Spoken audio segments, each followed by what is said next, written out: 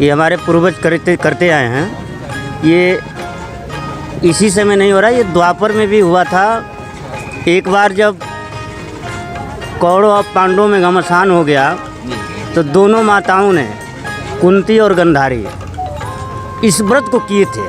शाम को सूर्य का पूजन किए और उन्होंने तय कर लिया था आपस में कि जो पहले सूर्य का अर्घ देगा और कनक फूल चढ़ाएगा वही उसी का बेटा विजय पाएगा। तो उसमें कुंती की सहभागी बहुत बड़ी रही, उसने पहले चढ़ा दिया। तो ये व्रत उस टाइम भी हुआ था, उस टाइम से उसको लालर व्रत लिखा गया। महाभारत के अंदर है, लालर षष्ठी व्रत लिखा गया था, उसको लिखा हुआ है जी। और लोग धीरे धीरे इस पूजन को मतलब बहुत बड़े पैमाने पे करने लगे। करती तो औरतें हैं हमारी और करती है तो हम लोग समिति बना करके उनके मनोबल को बढ़ाते हैं। जो हमारी आती हैं पूजा यहाँ बैठने के लिए, ये संगठन इसीलिए बना है कि उनका मनोबल, उनका हौसला बना रहे, उनको कोई दिक्कत ना हो, शहर में अंधेरा ना हो, इसलिए लाइट फाइट एक संगठन के माध्यम से उनको हम लोग सुरक्षित रखते हैं।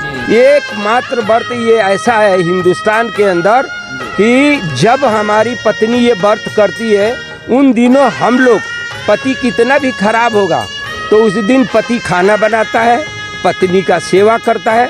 उस दिन पत्नी को हम लक्ष्मी मानते हैं, इसलिए मानते हैं कि वो 3 दिन का व्रत करती है, जिसमें आप देखिए आज के दिन पूरा वो पानी नहीं पिएगी। आइए व्रत कर से सूर्य आज के दिन पानी नहीं पिएगी। शाम के एक टाइम वो मीठा भोजन करेगी। उसके बाद पूरे रात जाएगा, पूरा दिन जाएगा, पूरा रात जाएगा, फिर सुबह आएगा 11 तारीख को। 11 तारीख को व्रत खोलेगी, जिसमें ये व्रत कितना कठिन होता है। और जब पहला प्रसाद लेती है तो उनके गाला छिल जाता है। जी। इतना कठिन व्रत है ये, और हम लोग उसको मनाते आ रहे हैं, हमारे पूर्वज मनाते आ रहे हैं, आगे हमारे वंशज मनाएंगे। और देखिए हम लोग अपने आप को तो बहुत भाग्यशाली मानते हैं कि ऐसा पवित्र भूमि पे ये पूजा पाठ ऐसा चीज़ को करते हैं। हम लोग बड़े भाग्यशाली मानते हैं कि वहाँ गंगा के तट पे ऐसा अवसर मिलता है। उत्तराखंड में बैठे हम लोग और बहुत अच्छा लगता है। और आज इस अवसर पर देख लीजिए, यहीं त्रिवेणी घाट पे मुझे लगता है आज 27वां त्रिवेणी घाट। छठ मैया सबकी मन्नत पूरा करती हैं। और आप देखेंगे कि पूरे विश्व में डूबते हुए सूरज की पूजा नहीं देखे होंगे। डूबते हुए पूजा ये छठ पर्व पर ही किया जाता है, नहीं तो लोग क्या करते, उगते को सलाम करते हैं, डूबते कोई सलाम नहीं करता है। मगर विधिवत पूजा कल शाम को डूबते सूरज के पूजन होगी। उसके बाद उगते हुए सूरज अर्घ देने के बाद तब ये पूजा की समाप्ति होती है। उसके बाद जो व्रती होते हैं उसके बाद व्रत खोलेंगे। इतना कठिन है कि जल भी न ग्रहण करना एक आप में बहुत बड़ी तपस्या है। लोग कहते हैं जल ही जीवन है, बिना जल के 2-3 दिन तक रहना बहुत बड़ा तप है। मगर ये है कि छठ मैया शक्ति देती हैं और शक्ति से पार होता है, सब लोग स्वस्थ रहते हैं। भगवान की कृपा ऐसी है कि किसी प्रकार की कोई शारीरिक बाधा भी नहीं उत्पन्न होती है और व्रत के बाद भी उत्साह बहुत ज़्यादा बढ़ा रहता है। जो व्रती होते हैं उनका और पूरे परिवार व्रती के साथ जो माताएं करती, पूरा परिवार उस दिन बड़े उत्साह के साथ लगा रहता है। और इसकी इंतजारी लोग सालों से करते हैं कि छठ पर्व आने वाला है। जय हो छठ मैया की। आपका आंवला डिजिटल मीडिया में स्वागत है। छठ मैया का पर्व शुरू हो चुका है। छठ मैया के बारे में विस्तार से जानने के लिए हमारे साथ हैं नगर पंचायत मुनि की रेती के पूर्व पालिका अध्यक्ष शंभू पासवान जी। उन्हीं से जानेंगे छठ मैया के बारे में। शंभू जी बताइए, विस्तार से हमारे दर्शकों को बताइए कि छठ मैया का आखिर पर्व कब से शुरू होता है, कैसे शुरू होता है और कब से इसकी शुरुआत हुई है। देखिए, कल सोमवार के दिन से नहाए खाए से शुरू हो गया है छठ का व्रत। और आज के दिन मंगलवार को शाम को मीठा भोजन व्रत करने वाले लोग वो प्रसाद लेंगे। और उसके बाद उनका कल का रात, परसों सुबह के समय जब सूर्य उदय होता है, उस समय ये छठ पूजा के हम लोग समाप्ति के तरफ रहते हैं। व्रतों का महाव्रत अगर हम इसे कहें तो कहना गलत नहीं होगा, क्योंकि 3 दिन का 3 दिन और 2 रातों का ये कठिन व्रत होता है, तपस्या होती है एक महिला की। आपको जो है भूखे रहना है, सिर्फ एक टाइम मीठा भोजन करना है और पानी का सेवन भी नहीं करना है। इस तरीके का ये व्रत होता है। अक्सर लोग जो है व्रत की जो ये कठिनता होती है इसको देखते हुए कुछ लोग जो है सोचते हैं कि कैसे मनाए जाएंगे, लेकिन जब ये व्रत मनाते हैं तो अपने आप पूरा भी हो जाता है। और यहाँ हमारे शंभू जी ने एक चीज़ बोली कि जब ये व्रत का विसर्जन होता है, जब भोजन लेते हैं तो गला तक छिल जाता है। तो महिला कितनी कठिन तपस्या के दौर से गुजरते हुए इस व्रत को मनाती हैं। मैं डॉक्टर बी एन तिवारी, सार्वजनिक छठ पूजा समिति का मैं संरक्षक हूँ और करीब 26-27 साल से लगातार बहुत नियम पूर्वक मनाया जाता है और इतना हम लोग उत्साहित रहते हैं। अब तो देखिए बिहार से चला हुआ व्रत ये इंडिया की बात छोड़िए, मलेशिया में, नेपाल में, थाईलैंड में गश्त छुट्टी रहती है इस पूजा के लिए। मतलब इसका इतना प्रभाव है, इतनी मान्यता इस पूजा की है कि हम लोग गदगद रहते हैं। मतलब अब पूरा विश्व एक तरह से इस तरफ जा रहा है, जहाँ भी पूर्वांचल लोग रहते हैं वो लोग मनाते हैं और सरकार भी समर्थन करती है, उनको छुट्टियाँ देती है, उनको हर तरह से सहायता करती है। तो हम लोग चाहते हैं कि किस तरह छठ पूजा का जो ये हमारा प्रचार प्रसार है, पूजन है, बहुत विधिवत तरीके से हो और हम सब लोग मनाते हैं। ये कहते हैं कि ये सूर्य भगवान का व्रत है, सूर्य, लेकिन इसे छठ मैया अगर कहा जाए तो कैसे हम इसको समझें? ये षष्ठी के दिन पड़ता हमेशा। षष्ठी के हाँ, दिन षष्ठी के दिन पड़ता है, इसलिए इसको जो है छठ मैया कहते छठ हैं। मैया का व्रत कहते हैं। जी जी जी, एक बहुत बढ़िया परिभाषा यहाँ देखने को मिली है। व्रत तो ये सूर्य भगवान का है, लेकिन षष्ठी के दिन पड़ता है, इसलिए इसे छठ मैया कहते हैं। माता का भी हो गया, सूर्य देव का भी हो गया। क्या गंभीर जो है मिलाप यहाँ पर हमें देखने को मिल रहा है। आपका परिचय क्या है? सुन्नूलाल गुप्ता। अच्छा, बोलने में कुछ घबराहट हो रही है? ये हमारा स्थानीय चैनल है, इसलिए डरिए मत, खुल के बोलिए।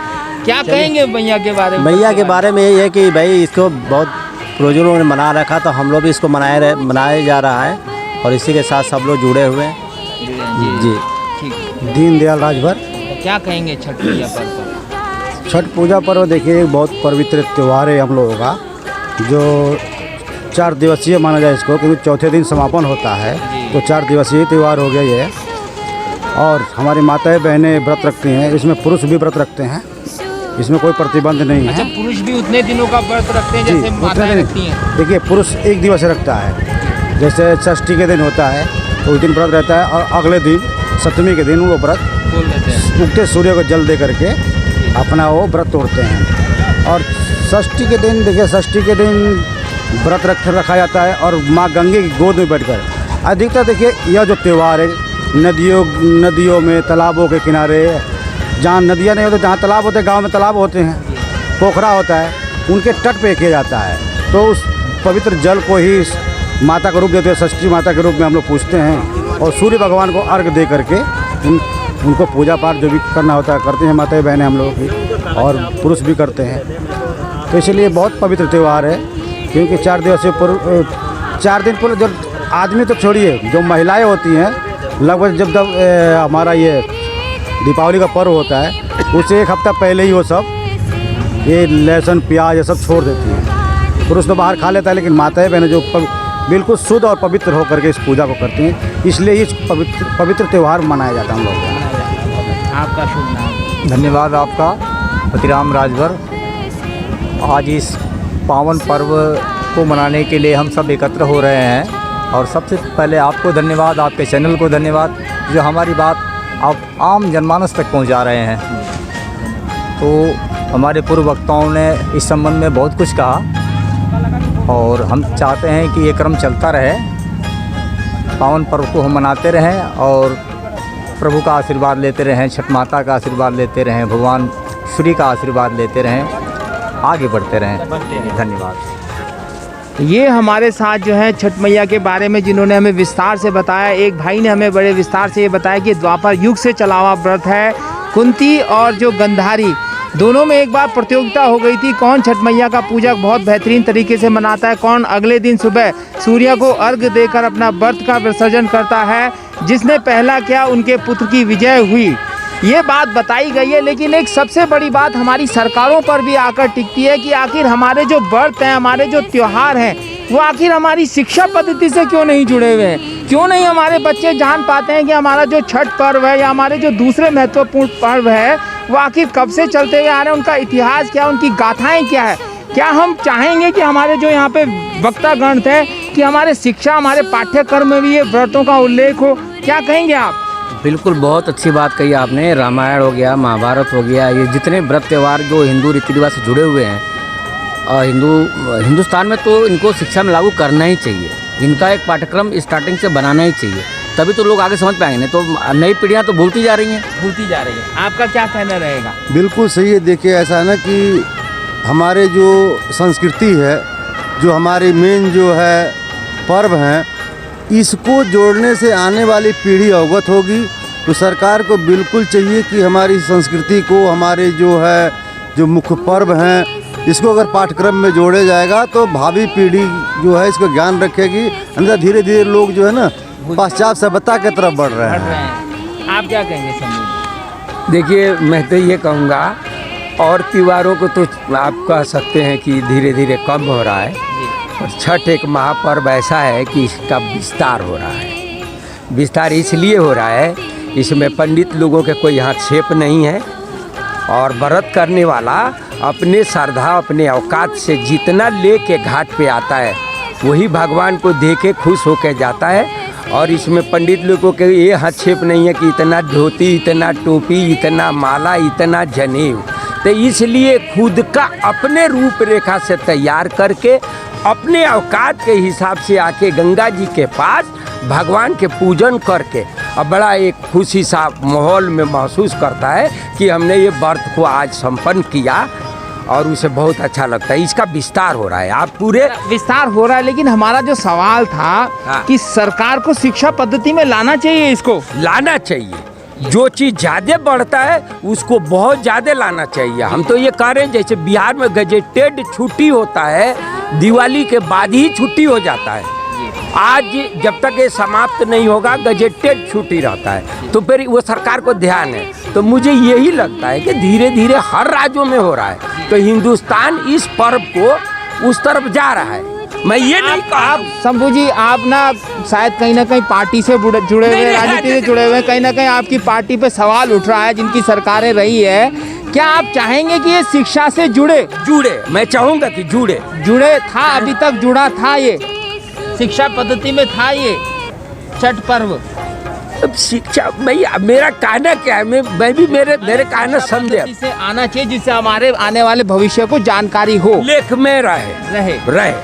आप क्या चाहेंगे? शिक्षा मैं चाहूँगा कि शिक्षा पद्धति से इसको जोड़ लिया जाए, और आने वाले पीढ़ियाँ हैं इसको शिक्षा के मामले में, मतलब बुक में पढ़ाई अगर विद्यालय में करेंगे तो इसको जानकारी रहेगी और पीढ़ियाँ दर पीढ़ियाँ चलती रहेगी।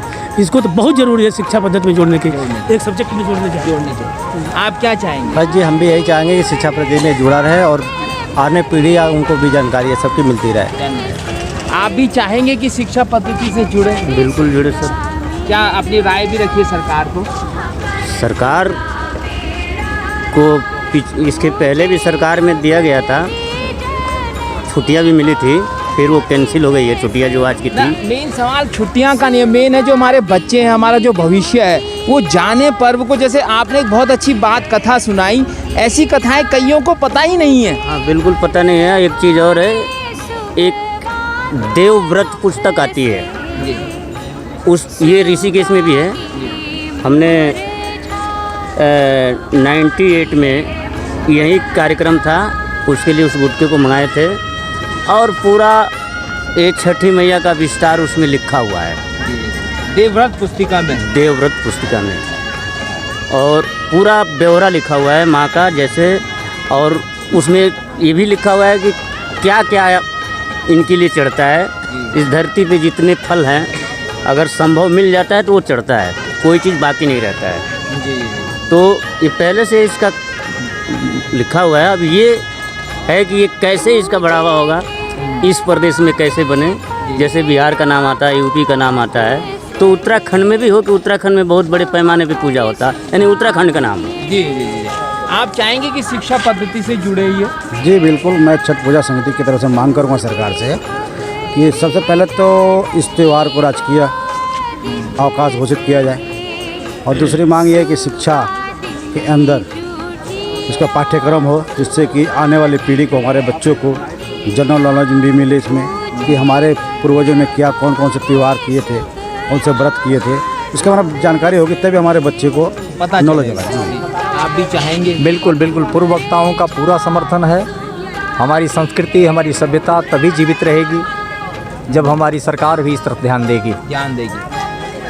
ये हमारे साथ जो है वक्तागण थे, जिन्होंने छठ पर्व के बारे में बताया। सरकार से भी निवेदन किया कि इसको शिक्षा पद्धति में से जोड़ा जाए, क्योंकि जो हमारा भविष्य है वो भी समझ सके कि हमारी संस्कृति क्या, हमारे संस्कार क्या, उसका इतिहास क्या, उसका पौराणिक काल क्या है। लेकिन सरकार है जो इन चीज़ों की तरफ ना जाकर पाश्चात्य संस्कृति की तरफ जा रही है। कहीं ना कहीं हमारे जो युग को है, जो ये महायुग हमारे भारतवर्ष का है, उसको कहीं ना कहीं अंधकार में धकेलने का भी प्रयास हो रहा है। हमारे नेताजी हैं, कांग्रेस में भी रहे हैं, भाजपा में भी हैं, नाराज़ हो गए थे, पर उनकी नाराज़गी को अलग नज़रअंदाज करते हुए हम लोग चाहेंगे कि इसको सरकार संस्कृति को पाठ्यक्रम में जोड़ के हमारे भविष्य को उजालामय बनाए, हमारे इस पूजा को, छठ मैया की पूजा को विस्तार से हमारे बच्चों को बताए। धन्यवाद।